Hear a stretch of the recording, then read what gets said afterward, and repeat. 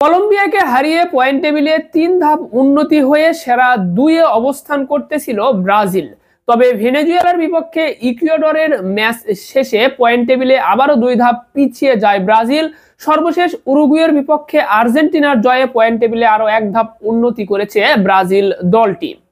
সব মিলিয়ে 12তম রাউন্ডের পর 13তম রাউন্ডের খেলা শেষ হয়েছে, অর্থাৎ 65তম ম্যাচ শেষে 2026 ফুটবল বিশ্বকাপ বাছাই পর্বের কনমেবল অংশের পয়েন্ট টেবিল, পরবর্তী ম্যাচের সময়সূচি, সেরা গোলদাতা খেলোয়াড়দের তালিকা নিয়ে বিস্তারিত থাকছে ভিডিওতে। আসসালামু আলাইকুম, wine shop BD presents football বিশ্বকাপ বাছাই পর্ব পয়েন্ট টেবিল আপডেটে আপনাকে স্বাগতম। আজ 22 মার্চ শনিবার 2026 ফুটবল বিশ্বকাপ বাছাই পর্বের কনমেবল অংশে ম্যাচ অনুষ্ঠিত হয়েছে, যেখানে 13তম রাউন্ডের সর্বশেষ 65তম ম্যাচ অনুষ্ঠিত হয়েছে। আর সেই ম্যাচের ফলাফলের ভিত্তিতে পয়েন্ট টেবিলে বেশ পরিবর্তন লক্ষণীয় করা যাচ্ছে। তো এই 13তম রাউন্ডে যে ম্যাচগুলো অনুষ্ঠিত হয়েছে, যে 5টা ম্যাচ অনুষ্ঠিত হয়েছে, এই 5টা ম্যাচের ফলাফল আমরা প্রথমে দেখে নেব। যেখানে প্যারাগুয়ে বনাম চিলির মধ্যকার ম্যাচটি 1-0 গোলের ব্যবধানে জিতেছে প্যারাগুয়ে। এরপরে ব্রাজিল বনাম কলম্বিয়ার মধ্যকার ম্যাচে 2-1 গোলের ব্যবধানে ম্যাচ জিতেছে ব্রাজিল।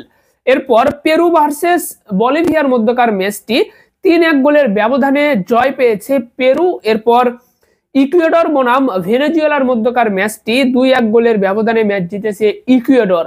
সর্বশেষ আর্জেন্টিনা বনাম উরুগুয়ের মধ্যকার ম্যাচটি 1-0 গোলের ব্যবধানে ম্যাচ জিতে নিয়েছে আর্জেন্টিনা। তো আর্জেন্টিনা বনাম উরুগুয়ের মধ্যকার এই 65তম ম্যাচের মধ্য দিয়ে 13তম রাউন্ডের খেলা শেষ হয়েছে। আর এই 13তম রাউন্ডের মধ্য দিয়ে প্রত্যেকটি দল 13টি করে ম্যাচ খেলে ফেলেছে। তো এই 13তম রাউন্ড শেষে চলুন দেখে নেওয়া যাক পয়েন্ট টেবিলে কোন দলের অবস্থানটা কোথায়। এরপর আমরা দেখে নেব পরবর্তী ম্যাচের সময়সূচি, অর্থাৎ আর্জেন্টিনা বনাম ব্রাজিলের মধ্যকার ম্যাচ সহ এই 14তম রাউন্ডের ম্যাচগুলো কবে কখন কোথায় অনুষ্ঠিত হচ্ছে। তো অবশ্যই ভিডিওতে একটি লাইক দিয়ে চ্যানেলটি সাবস্ক্রাইব করবেন, ফেসবুক পেজটি ফলো দিতে ভুলবেন না খেলাধুলার সর্বশেষ আপডেট সবার আগে পেতে।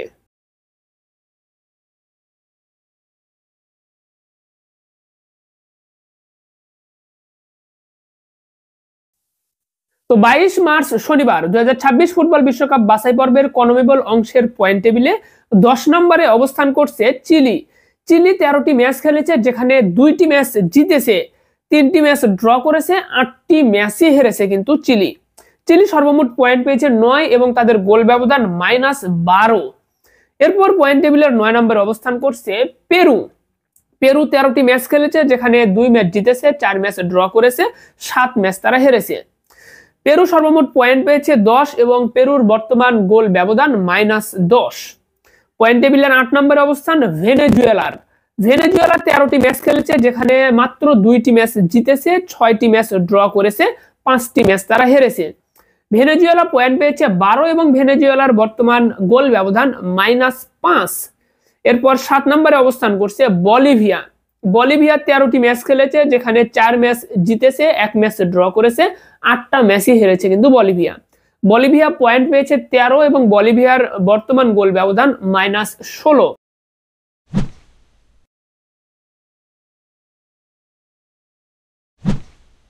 পয়েন্ট টেবিলের 6 নম্বরে অবস্থান করছে কলম্বিয়া। কলম্বিয়া 13টি ম্যাচ খেলেছে, যেখানে 5 ম্যাচ জিতেছে, 4 ম্যাচ ড্র করেছে, 4টি ম্যাচ তারা হেরেছে। কলম্বিয়ার সর্বমোট পয়েন্ট পেয়েছে 19 এবং তাদের গোল ব্যবধান +4। পয়েন্ট টেবিলের 5 নম্বরে উন্নতি হয়েছে প্যারাগুয়ের। প্যারাগুয়ে 13টি ম্যাচ খেলেছে, যেখানে 5 ম্যাচ জিতেছে, 5 ম্যাচ ড্র করেছে, 3টি ম্যাচ হেরেছে। প্যারাগুয়ে পয়েন্ট পেয়েছে 20 এবং প্যারাগুয়ের বর্তমান গোল ব্যবধান +2। পয়েন্ট টেবিলের 4 নম্বরে নেমে এসেছে বা অবনতি হয়েছে উরুগুয়ের। উরুগুয়ে 13টি ম্যাচ খেলেছে, যেখানে 5 ম্যাচ জিতেছে, 5 ম্যাচ ড্র করেছে এবং 3টি ম্যাচ তারা হেরেছে। উরুগুয়ে সর্বমোট পয়েন্ট পেয়েছে 20 এবং তাদের গোল ব্যবধান +7। পয়েন্ট টেবিলের 3 নম্বরে উন্নতি হয়েছে ব্রাজিলের। ব্রাজিল 13টি ম্যাচ খেলেছে, যেখানে 6 ম্যাচ জিতেছে, 3 ম্যাচ ড্র করেছে, 4 ম্যাচ হেরেছে। ব্রাজিল পয়েন্ট পেয়েছে 21 এবং তাদের গোল ব্যবধান +7। পয়েন্ট টেবিলের 2 নম্বরে অবস্থান বা উন্নতি হয়েছে ইকুয়েডরের। ইকুয়েডর 13টি ম্যাচ খেলেছে, যেখানে 7 ম্যাচ জিতেছে, 4 ম্যাচ ড্র করেছে, 2 ম্যাচ হেরেছে। ইকুয়েডর পয়েন্ট পেয়েছে 22 এবং তাদের গোল ব্যবধান 8+8। পয়েন্ট টেবিলের 1 নম্বরে বরাবরের মতোই আর্জেন্টিনা। তারা 13টি ম্যাচ খেলে 9 ম্যাচ জিতেছে, 1 ম্যাচ ড্র করেছে, 3 ম্যাচ হেরেছে। আর্জেন্টিনা পয়েন্ট পেয়েছে 28 এবং আর্জেন্টিনার গোল ব্যবধান +15। সব দিক দিয়ে এগিয়ে রয়েছে কিন্তু আর্জেন্টিনা। তো এখানে দেখতে পাচ্ছেন ব্রাজিল তাদের সর্বশেষ যে আপডেট আপনাদেরকে জানিয়েছিলাম সেই আপডেট অনুযায়ী ব্রাজিলের অবস্থানটা ছিল কিন্তু পয়েন্ট টেবিলের 5 নাম্বার অবস্থানে।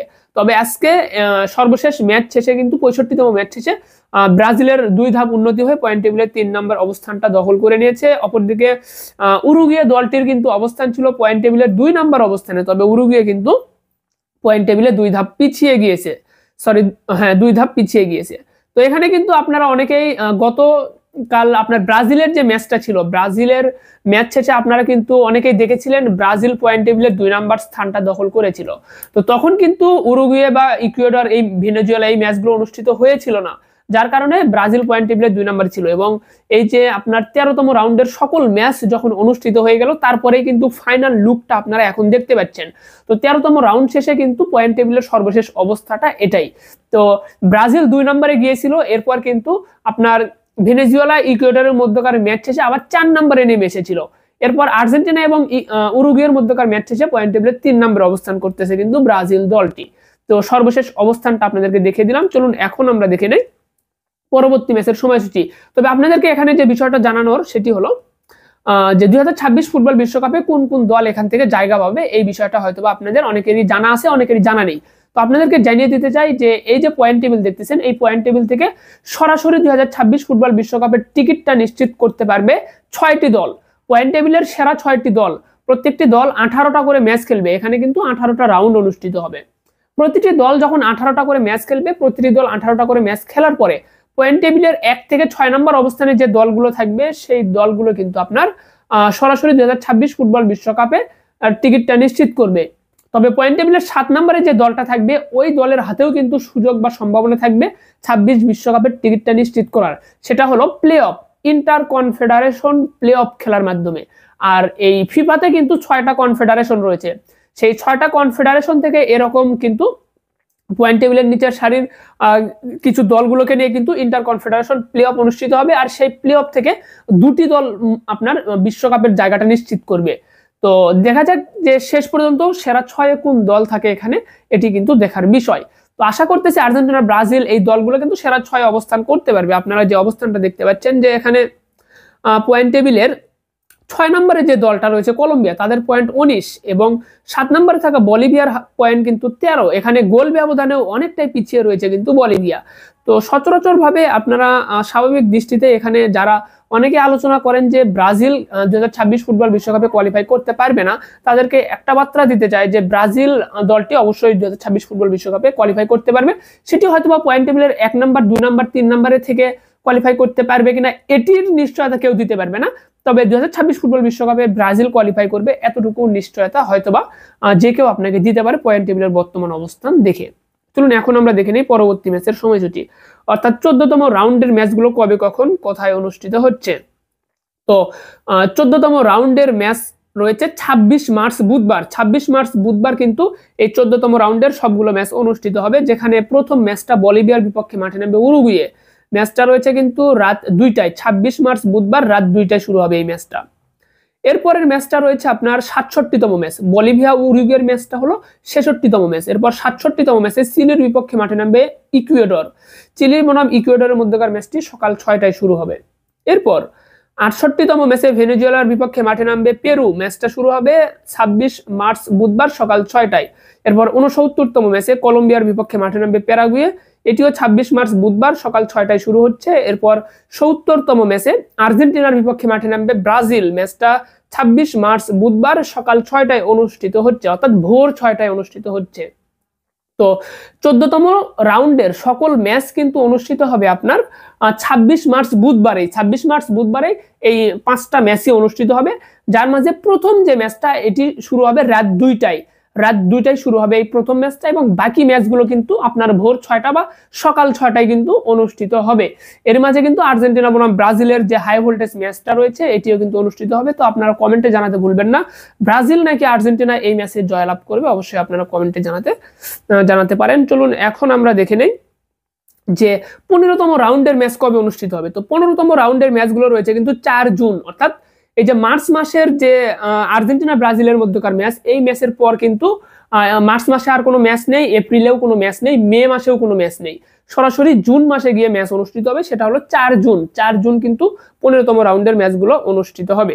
এরপর 16তম রাউন্ডের ম্যাচ রয়েছে 9 জুন। যাই হোক, পরবর্তীতে যখন ম্যাচগুলো অনুষ্ঠিত হবে আপনাদেরকে আবার পরবর্তী আপডেট জানিয়ে দেওয়া হবে অবশ্যই। চলুন এখন আমরা দেখে নেই সেরা গোলদাতা খেলোয়াড়দের তালিকায় কার অবস্থানটা কোথায়। তো সর্বোচ্চ গোলদাতা খেলোয়াড়দের তালিকায় বর্তমানে 2 নম্বরে অবস্থান করতেছেন 5 জন খেলোয়াড়।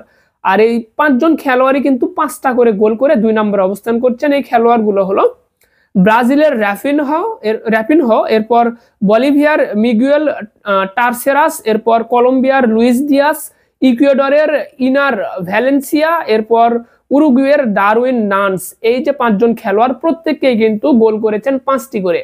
তালিকার 1 নম্বরে অবস্থান করছেন আর্জেন্টাইন তারকা খেলোয়াড় লিওনেল মেসি গোল করেছেন 6টি।